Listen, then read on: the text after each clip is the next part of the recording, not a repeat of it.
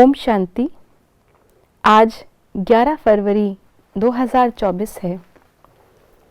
जैसे एक और एक 11 हो जाते हैं, ऐसे ही बाबा ने हमेशा हमें संगठन में ऐसा रहने के लिए कहा है जो संगठन में हमारी शक्ति एक और एक 11 समान कई गुना हो जाए।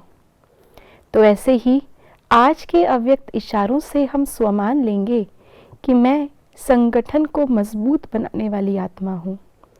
ऐसा बनने के लिए आइए सुनते हैं आज के बाबा के मधुर अव्यक्त इशारे।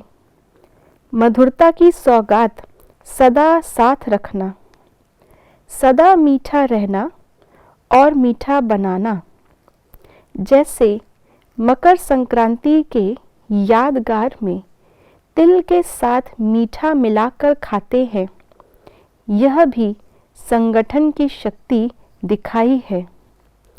तिल आत्मा के बिंदु स्वरूप का और मिठाई मधुरता का। तो जब आप आत्मिक स्थिति में स्थित रहे मधुरता की मिठाई खाते और खिलाते हो तो संगठन एक हो जाता है।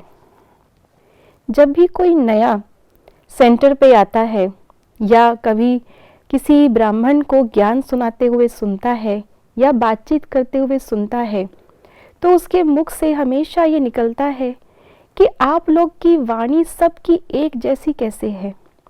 कई पूछते हैं कि हम तो जब बात करते हैं तो हमारा टोन बहुत ऊपर नीचे अलग अलग होता है, लेकिन आप सब लोग बिल्कुल एक जैसे कैसे बोलते हैं? क्या आप लोगों को ऐसा बोलने की ट्रेनिंग मिलती है? तो उस पर हम जवाब देते हैं कि हमें पढ़ाने वाला एक है और वो इतना मीठा है तो हम सब उस एक के साथ उसके रंग में रंगे हुए हो जाते हैं। जब सब एक के साथ हो जाएंगे तो आपस में भी एक हो जाएंगे। तो भले ही हम हर एक के साथ संस्कार मिलाने का अभ्यास ना कर पाएं, क्योंकि ब्राह्मण परिवार भी बहुत बड़ा है, लेकिन क्योंकि हम सब बाप समान बनने का अभ्यास कर रहे हैं तो सबके स्वभाव संस्कार भी एक जैसे ही होते रहते हैं और इसी से संगठन मजबूत बनता है। क्योंकि बाबा एक मत देते हैं और उस एक मत से हम सबको एक मत बनाते हैं और एक रस स्थिति इसी एक मत से आ सकती है। और एक राज्य, एक भाषा, एक ही परिवार जो हम कहते हैं सतयुग में होगा, उसका भी यही पुरुषार्थ है कि इस समय हम एक मत पर एक रस और एकता में चलें। इसी का यादगार बाबा ने बताया है, जैसे संक्रांति पर तिल यानी आत्मा का प्रतीक और बहुत सारे तिलों को गुड़ के साथ बांधकर उसके लड्डू बनाए जाते हैं, उसकी मिठाई बनाई जाती है।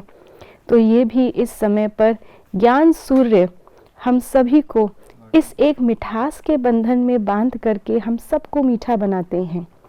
तो मुझे भी संगठन की शक्ति को बढ़ाने के लिए उस एक की मत पर चलकर आपस में अपने संस्कारों को मिलाने का पुरुषार्थ करना है। ओम शांति।